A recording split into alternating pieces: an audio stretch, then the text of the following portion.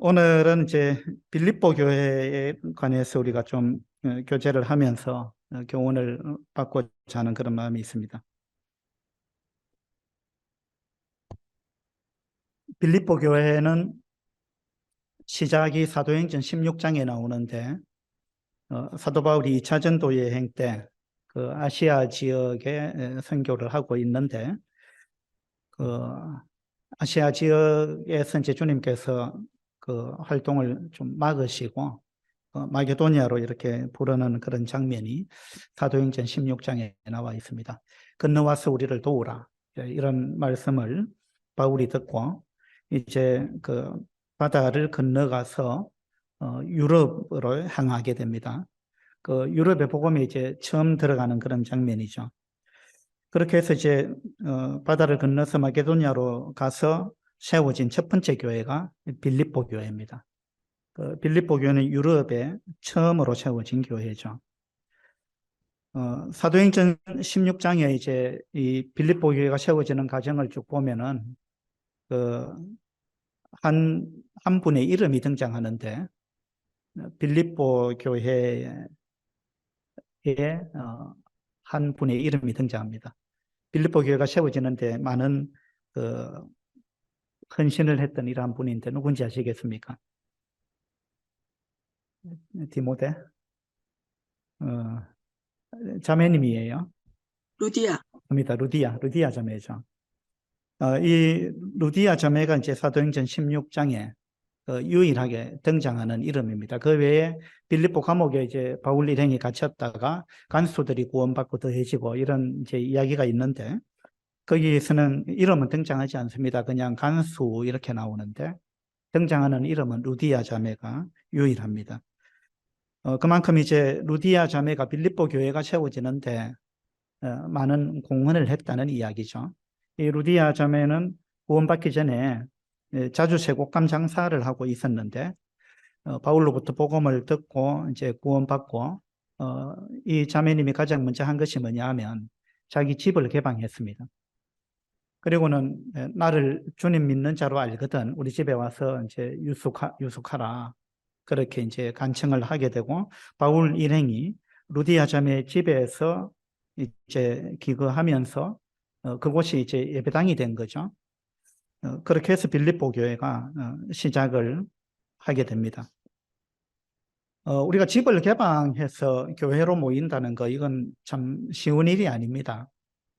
요즘은 가면 갈수록 집을 잘 개방하지 않는 이런 이제 추세인데 옛날에는 아주 쉽게 우리가 개방을 하기도 했습니다. 제가 밀양에 와서 처음에 이제 뭐 저희 한 가정으로 출발했습니다만은 우리는 예배당 안에서 살았습니다.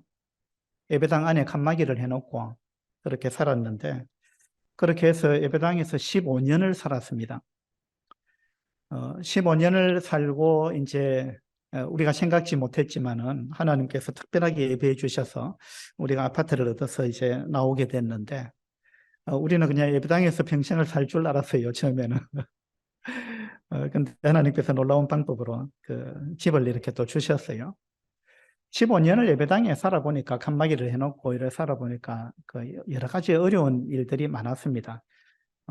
가정용 집으로 이제 지어진 것이 아니고 상가 건물로 지어진 그런 곳이기 때문에 우리가 거기에서 생활하기에는 많은 좀 불편한 점들이 있었어요. 우풍이 새가지고 밤에 이제 너무 추워가지고 뭐 그런 어려움도 있었고 지금은 제가 그때보다 머리카락이 좀 났는데 그때 뭐 거의 대머리였죠. 그래서 이제 밤에 겨울 되면 우풍이 너무 세니까 머리가 춥더라고요. 그 머리가 추워서 어떻게 했느냐 하면은 털 모자를 쓰고 잠을 잤습니다. 이 곰돌이 모자를 쓰고 잤는데 그때 이제 아이들이 보면서 막 웃고 아빠 그 재미있다 웃기다 이러면서 놀림을 당하기도 하고 이랬는데 그런 어려움도 있었고 그다음에 뭐 겨울에 물이 얼어가지고 오전에는 계속해서 물이 안 나오고 오후 뭐 서너 시 돼야 물이 나오고 그런 어려움도 있었고 그거보다 이제 더 큰 어려움은 예배당을 집으로 쓰니까 항상 개방되어 있어야 되고, 누가 언제 올지 모르고, 뭐, 보도자가 올 수도 있고, 성도님들이 올 수도 있고. 그러니까 이제 우리는 항상 좀 긴장 가운데 있었고, 뭐, 저는 큰 상관이 없습니다만은, 제 안에는 제 부정맥이 있었고, 상당히 힘든 이런 신체적인 조건들이 있었죠. 그래서 어떤 때는 이제 쫙 깔아져 가지고, 뭐, 들어 누워 있어야 되고, 막 이런 경우들이 종종 있었는데, 예배당 안에 사니까 이제 그 좀 푹 쉴 수 있는 이런 여건이 안 됐죠. 그런 부분이 좀 어려웠고. 그 다음에 뭐 우리 아이들이 그 당시에는 뭐 초등학교 1학년, 큰아이가 초등학교 1학년이었습니다. 그래서 이제 학교 숙제를 해놓거나 뭐 준비물 이런 걸 이제 만들어 놓고 그렇게 했는데 주일이 지나고 나면 방을 다 개방해야 되기 때문에 주일날 이거는 우리 아이 방이니까 뭐 문 잠가 놓고 개방 안 하겠다 이런 여건이 안 됐죠. 그래서 이제 항상 뭐 다 개방해 놓고 이래 뭐 방에서도 모이고 막 이렇게 했기 때문에 주일 저녁이 되면은 아이가 이제 숙제해 놓은 게 사라지고 없어요. 그다음에 뭐 만들기 이런 거 해놓은 게 막 찢어져 있고 막 이런 거죠. 그러면 이제 주일 저녁 때만 아이가 막 울고 불고 막 난리가 납니다. 이거 내일 가져가야 되는데 찢어졌다. 숙제해 놓은 게 사라지고 없다. 뭐 이런 거. 이런 부분도 이제 어려움 중에 하나였고. 그다음에 또 이제 어떤 어려움이 있느냐 하면은 이제 주일날 식사를 하고 예찬을 하고 이제 성도님들 돌아가시고 나면 밥이 많이 남아요. 밥을 부족하게 할 수는 없으니까 좀 넉넉하게 해야 되잖아요. 그런 밥이 남으면 그 주 일주일 내내 이제 우리는 식은 밥을 먹어야 돼요. 그래서 제가 이제 언젠가 나 좀 식은 밥 안 먹고 따끈따끈한 밥, 새로 한 밥 좀 먹고 싶다. 제가 이제 그런 이야기를 한 적이 있는데 뭐 등등 예배당 안에서 하니까 이제 이런 여러 가지 어려움들이 있더라고요. 근데 이제 이 빌립보 교회 이 루디아 자매가 구원받자마자 집을 개방했어요. 그리고 우리 집에서 모이자. 그렇게 해서 이제 그 집이 예배당이 된 겁니다. 이 루디아 자매가 참 얼마나 헌신적이었는가. 또 빌립보 교회가 세워지고 서가는 과정 중에 이 루디아 자매가 한 역할이 얼마나 큰 것이었는가. 이런 부분들을 생각을 하면서 참 감사가 됐습니다. 그 다음에 이제 빌립보 교회의 특징 중에 또 하나는요. 빌립보 교회는 물질적으로 아주 헌신된 그런 교회였습니다. 빌립보서 1장을 한번 보도록 합시다.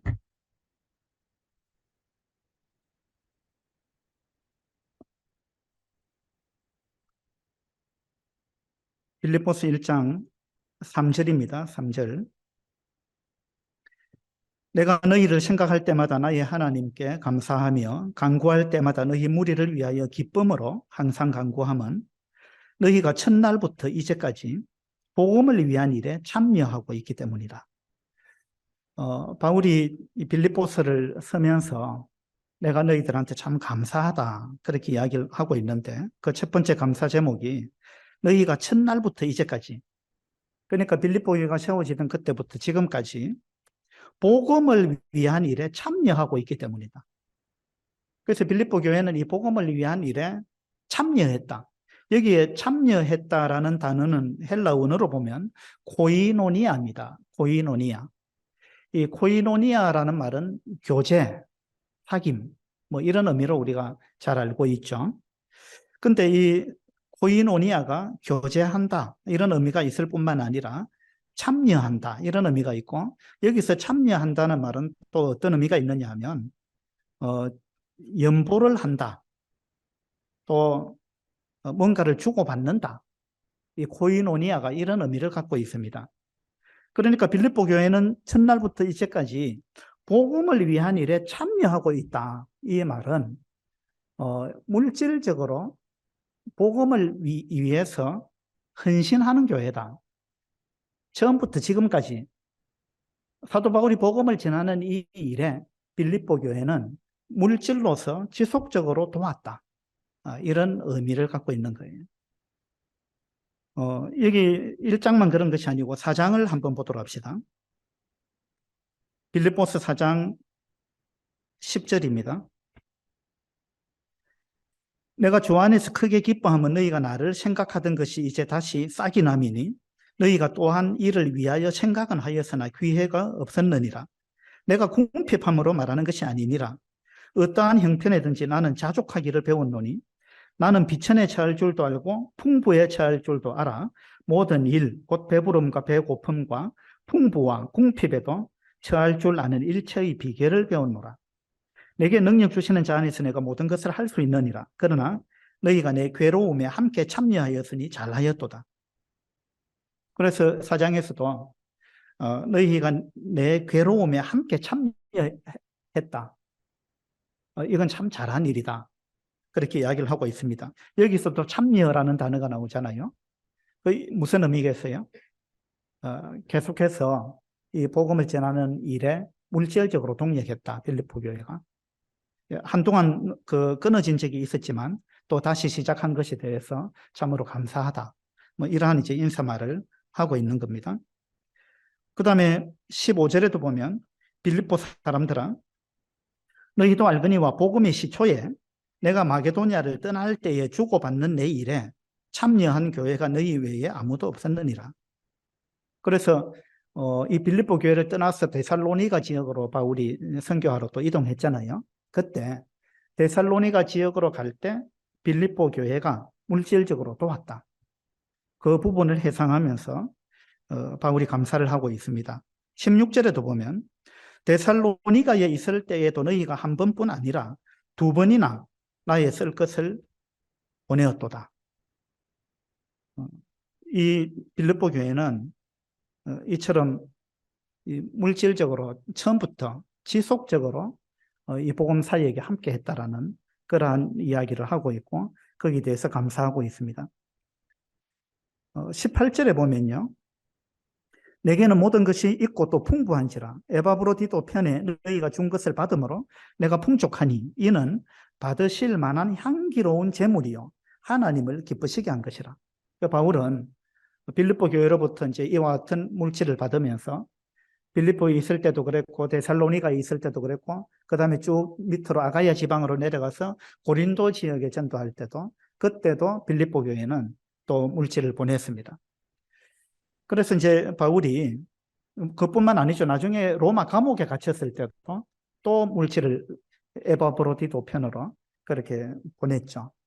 그래서 바울이 이런 부분들 쭉 회상하면서 빌립보 교회에 대해서 지금 감사하고 있습니다. 그러면서 이는 받으실 만한 향기로운 제물이요. 이건 하나님께 제물을 드린 것이다. 제사를 드린 것이다. 황소나 뭐 양이나 그런 것도 제물이지만 복음을 위해서 물질을 이렇게 헌신한 부분 이런 것은 하나님이 향기롭게 받으실 만한 그러한 제물이다. 그 다음에 하나님을 기쁘시게 한 것이다. 그렇게 바울은 이야기를 하고 있습니다.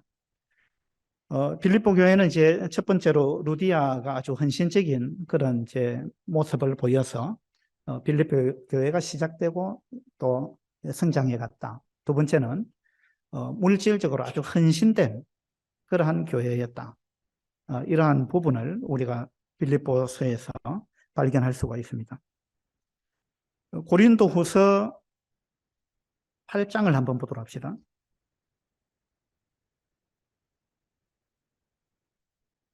고린도후서 8장 1절입니다. 형제들아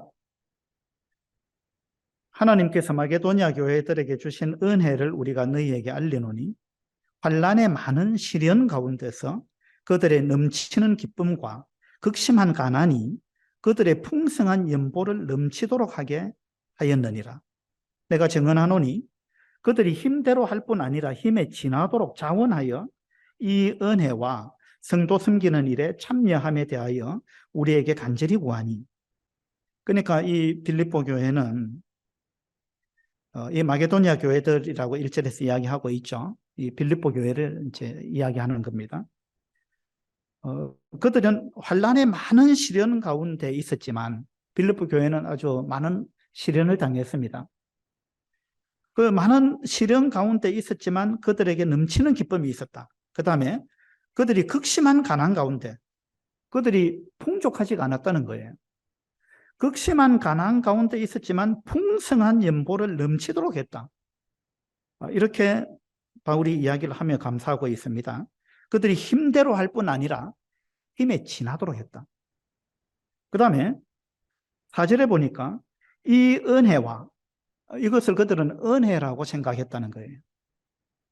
하나님께서 우리한테 이렇게 섬길 수 있는 은혜를 주셨다. 그렇게 생각했다는 거죠. 은혜와 성도 섬기는 일에 참여함에 대하여 우리에게 간절히 구했다. 이거 뭐냐면 예루살렘 교회에 이제 흉년이 들어가지고 바울이 지금 예루살렘 교회를 물질적으로 돕자 이렇게 이제 이야기를 한 거잖아요. 그때 여러 지역 교회가 도왔는데 이 빌립보 교회가 우리도 그렇게 할 수 있도록 참여시켜달라 하고 간구했다는 거예요. 간절히 구했다는 거예요. 우리도 제발 다른 교회뿐만 아니라 우리 빌립보 교회도 예루살렘 교회를 물질적으로 돕는 그 일에 함께 할 수 있도록 기회를 달라 하고 바울한테 그들이 간절히 구했다는 거예요. 이 빌립보 교회는 이런 식으로 헌신되어 있었어요. 그들이 아주 어렵게 시작한 교회지만 이 루디아 자매와 그 감옥의 간수 뭐 이런 사람 또 뭐 점치는 여인 뭐 이런 사람 이런 소수의 인원으로 어렵게 핍박 가운데 시작한 빌립보 교회이지만 그들은 아주 기쁨 가운데 있었고 넘치는 헌신 이런 부분들이 있었다는 거예요. 이 부분을 세번역 성경에 보니까 이렇게 이야기해 놨어요. 그들은 성도들을 구제하는 특권에 동참하게 해달라고 우리에게 간절히 청하였습니다. 이렇게 번역해 놨어요. 그러니까 빌립보 교회 성도들은요, 성도들을 구제하는 일, 이것을 특권으로 보았다는 거예요. 우리에게도 그런 특권을 허락해달라. 우리도 그 일에 동참할 수 있는 그 특권을 우리에게도 허락해달라. 이 빌립보 교회는 이런 교회였습니다. 서울 북부교회 자매님들도 아마 그런 것 같아요. 제가 알기로 서울 북부교회 자매님들은 아주 오래전부터 전국에 많은 이제 일꾼들 생각하시면서 어려운 일꾼들을 쭉 도왔다. 지금도 돕고 있다. 이러한 부분을 제가 듣고 있습니다. 교회적으로 할 수도 있지만 서울북부 자매회에서 이와 같은 귀한 일을 하고 있다는 것, 이러한 사실을 보고 듣게 되었을 때 이 빌립보 교회의 이런 모습이 생각이 났어요. 이것은 여러분들이 하고 있는 이 일은 하나님이 받으실 만한 향기로운 제물이고 또 하나님을 기쁘시게 하는 거고요. 또 전국의 많은 어려운 일꾼들이 큰 위로와 격려를 받는 그런 정말 가치 있고 아름다운 일입니다. 제가 이제 전국 뭐 몇몇 교회들 이렇게 집회 나가서 이렇게 보면요. 대도시 교회들은 대체적으로 시골 교회의 어려움을 잘 몰라요. 시골 교회는 여러 가지로 어렵습니다. 성도 숫자가 적은 것도 어렵죠. 물질적으로 어렵죠. 또 복음 전해서 좀 양육을 시켜 놓으면 나중에 대도시로 다 빠져나갑니다. 이런 부분들이 이제 시골 교회의 어려움이에요. 그리고 선교사들만 어려운 것이 아니고 실제로 한국의 지역교회, 시골에 있는 교회 일꾼들이 사실은 여러 가지로 많은 어려움을 겪고 있죠. 그런데 이런 제 부분들 제가 느끼기로는 대도시 교회 성도들은 잘 모른다. 저는 그런 느낌을 많이 받았어요.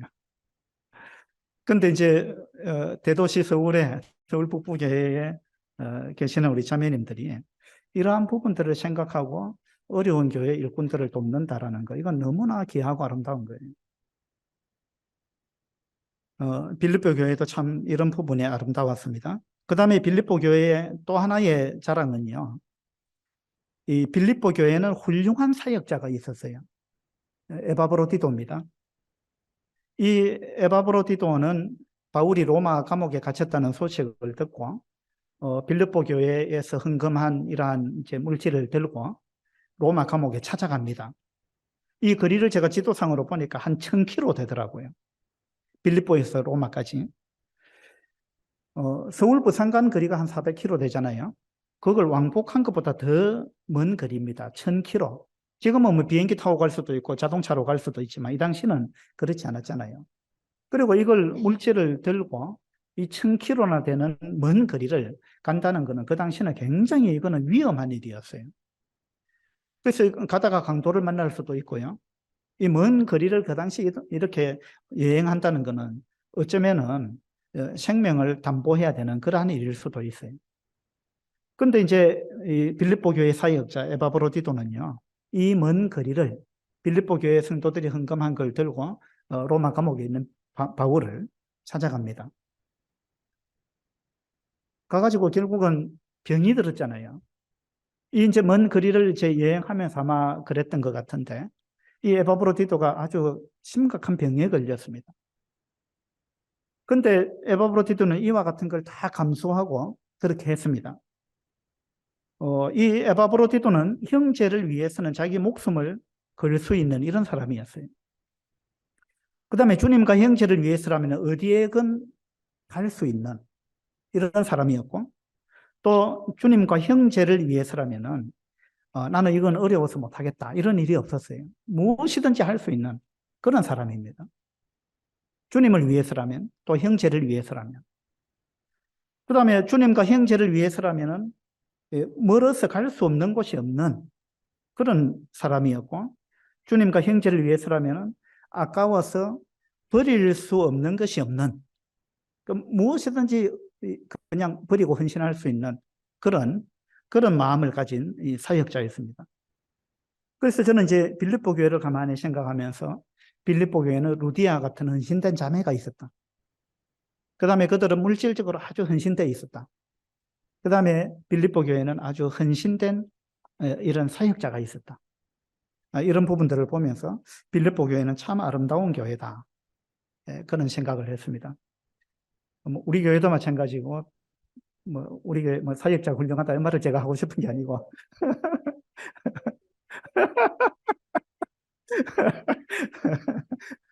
우리 교회 성도님들 참 헌신돼 있는 이런 부분, 우리 자매님들 참 헌신돼 있고 참 좋죠. 서울 북부교회도 참 그런 측면에서 굉장히 아름답고, 또 서울 북부교회에 훌륭한 이런 일꾼들이 계시잖아요. 이런 부분들이 생각이 들었습니다. 그런데 빌립보 교회에 이제 한 가지 문제가 있었어요. 그 문제가 뭘까요?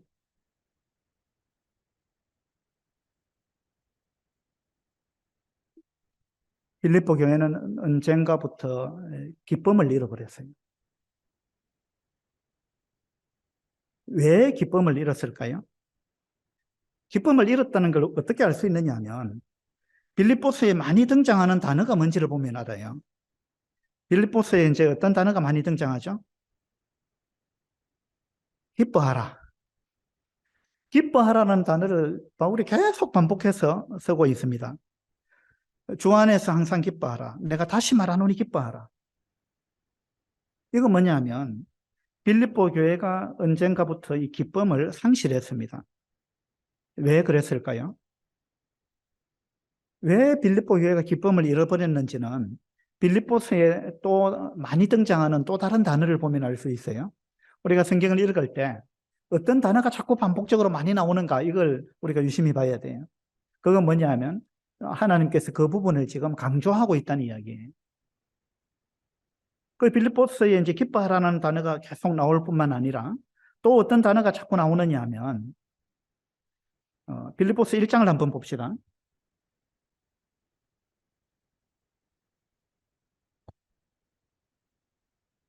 1장 27절입니다.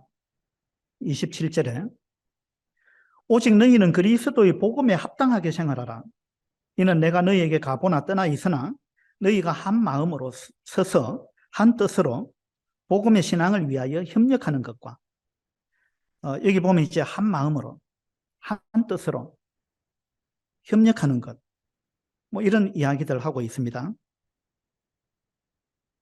그 다음에 2장에 보면 2장 2절입니다. 마음을 같이 하여 같은 사랑을 가지고 뜻을 합하며 한 마음을 품어. 자, 여기도 보면은 마음을 같이 해야 된다. 그리고 뜻을 합해야 된다. 한 마음을 품어야 된다. 계속해서 이 빌립보서에서는요, 한 마음, 한 뜻, 하나가 돼야 된다. 뜻을 합해야 된다. 이런 이야기들을 반복하고 있습니다. 이건 뭐냐 하면 빌립보 교회가 하나 되는데 실패했다는 거예요. 그래서 그때부터 빌립보 교회는 기쁨이 사라졌다는 거예요. 이거 뭐냐면 빌립보 교회 안에 성도들 간에 다툼이 있었다는 이야기입니다. 사도행전 16장에서 빌립보 교회를 이야기할 때는 루디아 자매 이름을 언급했습니다. 그런데 빌립보서에서는 빌립보 교회 성도들 중에 세 사람의 이름을 언급했는데 누군지 아시겠어요? 첫 번째는 빌립보 교회 사역자 에바브로디도입니다. 그 다음에 에바브로디도 외에 두 명의 성도의 이름을 더 언급하고 있습니다. 빌립보서에. 누구겠어요? 맞습니다. 그 두 명은 자매님들이에요. 4장에 나오는데 4장 2절을 한번 보도록 합시다. 4장 2절에 보면 내가 유오디아를 권하고 순두계를 권하노니 주 안에서 같은 마음을 품어라 이렇게 이야기하고 있습니다. 빌립보 교회에 이 유오디아라는 자매님과 순두계라는 자매님 이 두 자매님의 이름을 특별히 언급하고 있는데 이 두 자매님을 보고 근면하고 있어요. 바울이 뭐라고 근면합니까? 같은 마음을 품어라. 이 두 자매님이 한 마음이 안 됐다는 거예요. 두 자매님이 계속해서 다투었다는 겁니다. 이 부분으로 인해서 빌립보 교회는 상당히 어려웠고, 이 요디아 자매와 순두계 자매가 초신자가 아닙니다. 초신자가 아닌데, 3절에 보면 나오죠. 또 참으로 나와 멍에를 같이 한 너에게 구하노니, 복음에 나와 함께 힘쓰던 저 여인들을 돕고, 또한 글레멘드와 그 외에 나의 동역자들을 도우라. 그 이름들이 생명책에 있느니라. 그래서 이 유오디아 자매와 순두계 자매는요, 나와 함께 복음을 위해서 힘쓰던 여인들이었다. 바울이 그렇게 이야기를 하고 있습니다. 이 성경에 두 자매님의 이름이 등장했는데 좀 부정적으로 등장을 했습니다.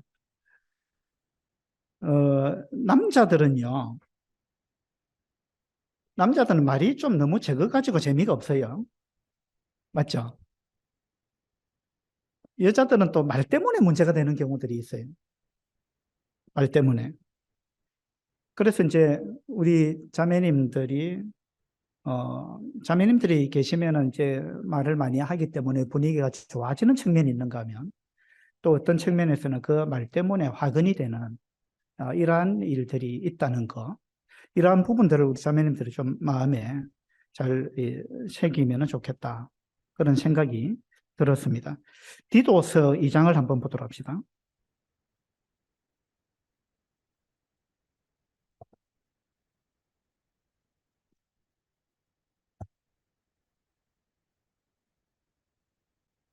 디도서 2장 3절입니다. 2장 3절. 늙은 여자로는 이와 같이 행실이 거룩하며 모함하지 말며. 자, 여기 이제 나이 든 자매님들한테 당부하고 있는 내용인데, 모함하지 말라라는 이야기를 하고 있습니다. 모함하지 말며. 이건 이제 형제들한테는 이런 이야기를 잘 안 해요. 이런 당부를 잘 할 필요가 잘 없어요. 형제들한테는. 근데 자매님들한테는 이런 이제 권면이 좀 필요한 것 같아요. 모함하지 말며. 여기 모함한다라는 말은 다른 성경에는 보면 비방하지 말며 이렇게 번역해 놨습니다. 이걸 원어로 보니까, 헬라 원어로 보니까 디아볼로스라고 되어 있어요. 디아볼로스. 디아볼로스는 마귀라는 뜻이에요. 마귀를 디아볼로스라 그래요. 그게 뭐냐면 마귀의 특징 중에 하나가 뭐냐면 비방하는 거예요. 막 그냥 사람을 비방하는 거예요. 참소하는 것, 들뜯는 것. 여기서 모함하지 말며 할 때 모함이라는 단어는 그러한 뜻을 갖고 있습니다. 그래서 특별히 우리 자매님들이 이러한 부분에 조심하시면 좋겠다. 그런 생각이 들었어요. 비방하는 거, 험담하는 거, 또 잔소리하는 거. 우리 자매님들이 남편 향해서도 잔소리 할 수 있고요. 자녀들을 향해서도 그렇게 할 수 있죠. 이런 부분을 우리가 조심해야 되겠다 이런 생각이 들어요. 어떤 남편이 제가 어떤 책에서 읽은 이야기입니다. 어떤 남편이 옷을 벗으면은 이 옷걸이에 딱 걸어서 뭐 장롱에 넣든지 이렇게 하면 얼마나 좋겠습니까? 근데 옷을 벗어가지고 아무 데나 던져놓는 거예요. 그 침대에도 던져놓고 뭐 의자 위에도 던져놓고 막 옷을 훌렁훌렁 벗어가지고 막 아무 데나 던져놓는 거예요. 그러니까 이제 그 아내가 남편한테 당신 제발 이렇게 하지 마라. 옷을 딱 벗으면 옷걸이에 걸어라. 그 이야기를 했는데 이게 안 고쳐지는 거예요. 그러면 이제 여러분 어떻게 하시겠어요? 이제 아내는 계속해서 그 이야기를 하는 거예요. 남편이 옷을 함부로 벗어놓을 때마다 제발 옷을 옷걸이에 걸어서 좀 이 옷장에 넣어라. 그 이야기를 반복해서 이야기를 하는 거예요. 근데 이 남편은 반복해서 그렇게 안 하는 거예요. 그런 일들 경험하시죠? 남편도 그렇고 자녀들도 그렇잖아요. 그러니까 반복해서 안 되니까 반복해서 이야기를 하게 되죠. 반복해서 똑같은 말을 하는 걸 잔소리라 그래요. 맞죠? 그러면 잔소리를 하면은 고쳐지느냐? 잔소리 해갖고 잘 안 고쳐집니다. 왜냐하면 잔소리는 사람들이 그냥 흘려들어요. 또 잔소리 하네 이런 생각합니다. 그걸 귀담아 잘 안 듣죠. 근데 이제 이 가정에 옷을 함부로 벗어놓는 남편과 또 잔소리하는 아내가 있는 그 가정에 친정엄마가 이제 방문을 했습니다. 근데 그날 또 남편이 옷을 막 침대에다 이렇게 던져놨다는 거예요. 이 아내가 막 열받아갖고 막 이 얼굴이 울그락불그락해갖고 막 폭발을 직전까지 간 겁니다. 근데 이 이제 친정엄마가 딸한테 뭐라고 이야기했느냐 하면 바지를 침대 위에 던져 놓는 남편이 있다는 것이 얼마나 감사하니 이렇게 이야기했다는 거예요. 자기 딸한테. 이 옷을 함부로 벗어갖고 침대에 이렇게 던져 놓는 남편이 그 남편이 너한테 있다는 것이 얼마나 감사한 일이냐. 남편 없는 사람 생각해봐라 이랬다는 거예요.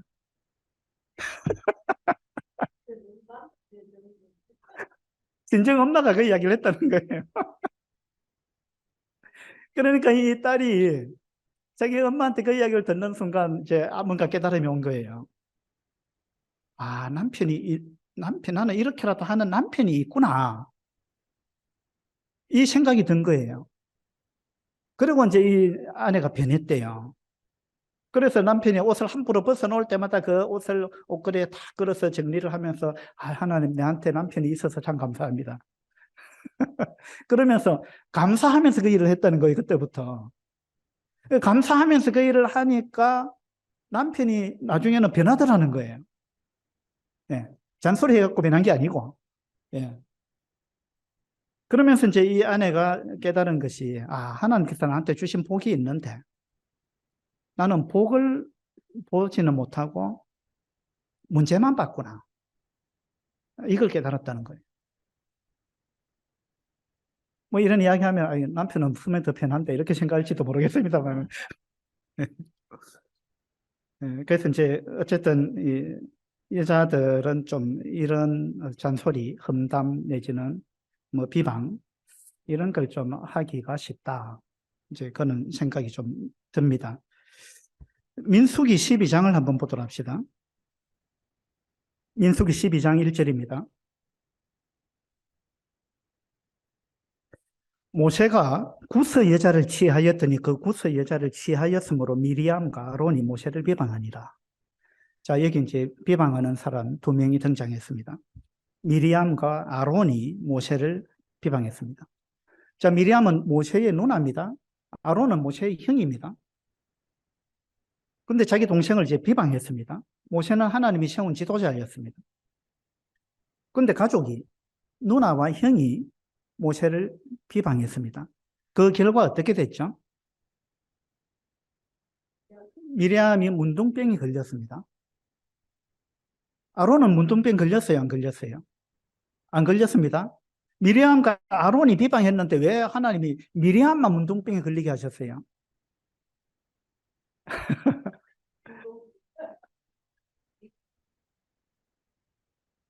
이 비방의 조동자가 누구였을까요?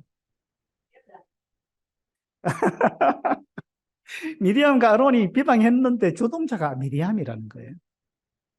조동자가. 왜 그렇게 할 수 있느냐 하면 문둥병이 미리암에게만 걸렸다. 그것도 하나의 이제 단서가 되죠. 그 다음에 여기 1절에 보니까 아론의 이름보다 미리암의 이름이 먼저 나옵니다. 맞죠? 그것뿐만 아니라 비방하니라 할 때 비방한다라는 이 단어를 원어로 보면 여성 동사입니다. 예. 그러니까 미리암이 비방했다 그 말입니다. 미리암이 비방했는데 아론이 그 뭐 동조했다 이런 이야기죠. 예. 그러니까 이제 여자들은 말이 많아서 좋은 점도 있지만 말이 많아서 문제가 되기도 한다는 것. 이런 부분을 우리가 기억하는 게 참 필요하다라는 생각이 듭니다. 2절에 보니까요. 그들이 이르되 여호와께서 모세와만 말씀하셨느냐 우리와도 말씀하지 아니하셨느냐 하매 여호와께서 이 말을 들으셨더라. 하나님이 이 말씀을 들었다라는 이야기를 여기 기록해 놓고 있어요. 너가 지금 무슨 이야기 했냐? 너가 지금 모세를 비방했지 않느냐? 그 비방하는 말 내가 다 들었다.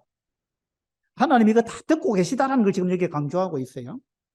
모세가 구스 여자를 취했습니다. 비방거리가 될 만해요.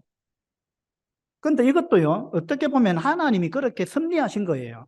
이거 모세는 그리스도를 예표하는 사람이잖아요. 그래서 이방인과 결혼하는 예수 그리스도가 이방인과 결혼하는 것은 예수 그리스도가 교회와 결혼하는 것에 대한 이건 모형이거든요. 그러니까 하나님께서 이거는 섭리 가운데 이루어진 일입니다. 물론 이것이 비방거리가 될 수는 있어요.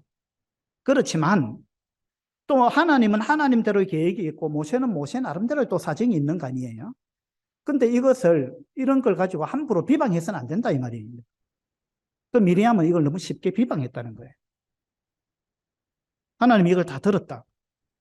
하나님께서는 그렇게 말씀하셨고요. 8절에 보면 그와는 내가 대면하여 명백히 말하고 모세하고는 은밀한 말로 하지 아니하며 그는 또 여호와의 형상을 보거늘 너희가 어찌하여 내 종 모세 비방하기를 두려워하지 아니하느냐.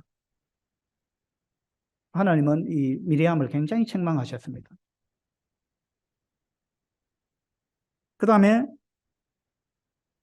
15절에 보니까 이에 미리암이 진영 밖에 이레 동안 갇혀 있었고 백성은 그를 다시 들어오게 하기까지 행진하지 아니하다가 이랬죠. 미리암이 문둥병에 걸려가지고 진영 밖으로 쫓겨났습니다. 그리고 진영 바깥에서 갇혀 있었어요. 일주일 동안. 그리고 그 일주일 동안 이스라엘 백성들은 행진을 못했습니다. 이게 무슨 이야기예요? 비방하는 일로 인해서 이스라엘 민족 전체가 피해를 봤다는 거예요. 하나님의 일이 지체됐다는 거예요. 이 비방하는 일로 인해 가지고. 비방은 이 마귀가 하는 거예요. 마귀. 디아볼로스. 마귀라 그랬잖아요. 비방하는 거.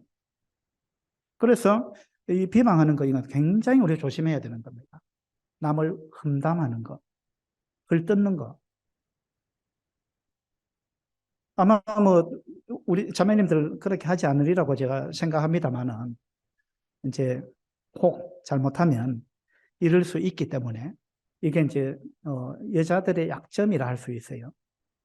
그래서 이런 부분을 좀 우리가 조심할 필요가 있다. 그런 생각에서 말씀을 드리는 겁니다. 시편 50편을 한번 보도록 합시다. 시편 50편 19절입니다. 19절.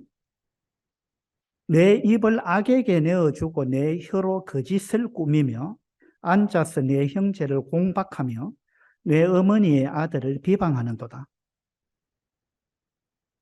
내 형제를 공박하며 내 어머니의 아들을 비방하는도다. 네가 이 일을 행하여도 내가 잠잠하였더니 네가 나를 너와 같은 줄로 생각하였도다. 그래서 이제 이 비방을 하는데 하나님이 잠잠했다는 겁니다. 잠잠하니까 네가 나를 너와 같은 줄로 생각한다. 그러니까 그 비방에 내가 뭐 동조하는 걸로 네가 생각하느냐. 하나님은 이 비방에 동조하는 분이 아닙니다. 그러나 내가 너를 책망하여 내 죄를 내 눈앞에 낱낱이 드러내리라 하시는도다.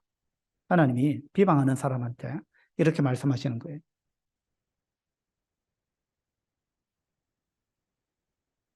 내가 너를 책망할 일이 있는데 너는 누구를 지금 비방하고 있는데 내가 볼 때 네 죄가 더 크다. 너의 죄가 더 크다. 그래서 너의 죄를 너의 눈앞에 내가 낱낱이 드러내겠다. 하나님이 그렇게 말씀하시는 거예요. 비방하는 사람에게 하나님은 이와 같은 마음을 갖고 계신 거예요.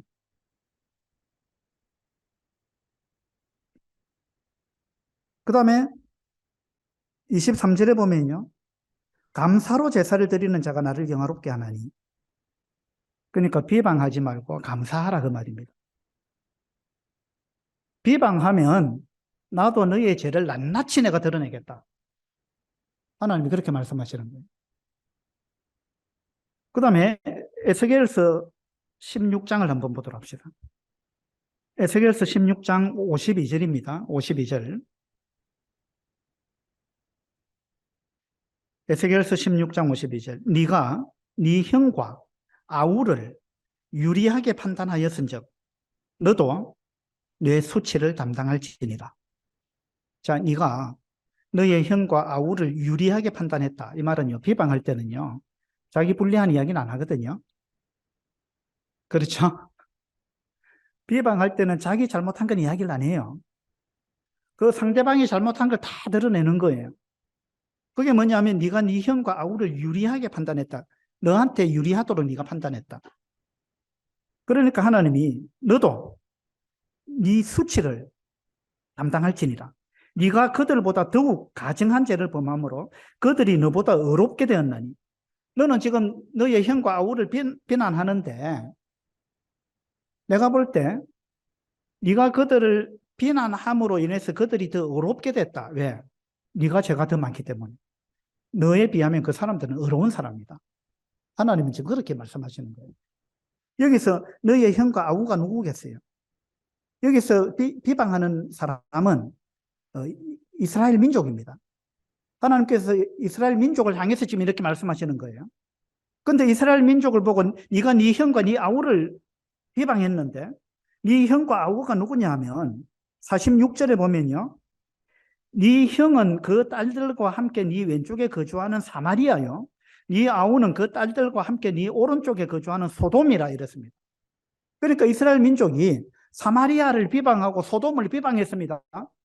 사마리아와 소돔, 하나님이 볼 때 악한 민족이에요. 그들이 악하다 할지라도 너희들이 그렇게 비방해서는 안 된다는 거예요.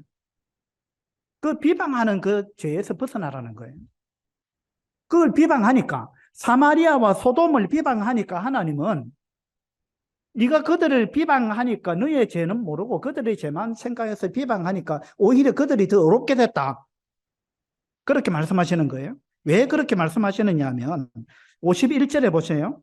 51절에 보면 사마리아는 네 죄의 절반도 범하지 아니하였느니라 이렇게 말씀하셨어요.